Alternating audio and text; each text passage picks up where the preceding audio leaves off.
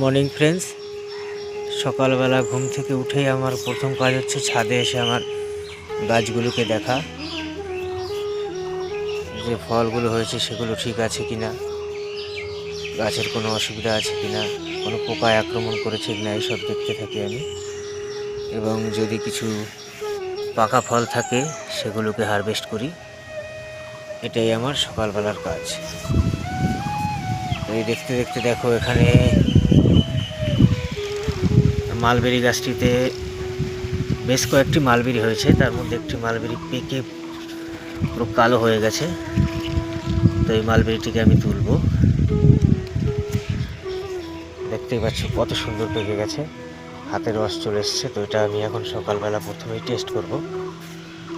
এছাড়াও দেখো, এখানে লেবু আছে, 12 মাসি কুল আছে, কামরাঙ্গা আছে। যেমন ফুলে ভর্তি গাছে তেমন কামরাঙ্গা সেট হয়েছে এখানে এই সাইডের দিকে।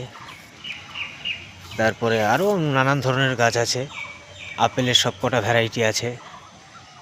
এই সাইডটায় লঙ্কা গাছ আছে, সব দেখো কত সুন্দর লঙ্কা হয়েছে, কাছে নিলে দেখতে পাবে।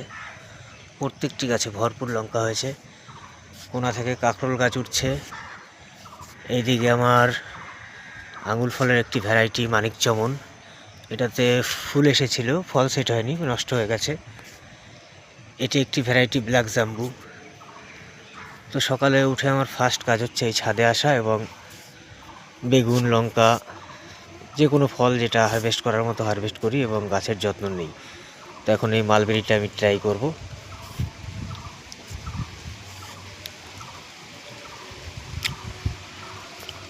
ঘুম থেকে উঠে মুখ না ধুয়ে প্রথম ফল, খুব সুন্দর, অপূর্ব, বললে বিশ্বাস করবে না, দারুণ। তো আমার মতো যারা যারা এরকম ছাদ বাগান করতে চাও বা ছাদ বাগান করতে ভালোবাসো, আমাকে ফলো করো, আমার পাশে থেকো।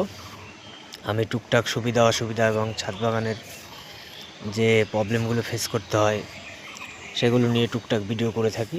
ভালো লাগলে অবশ্যই একটি লাইক করে দেবে। ধন্যবাদ।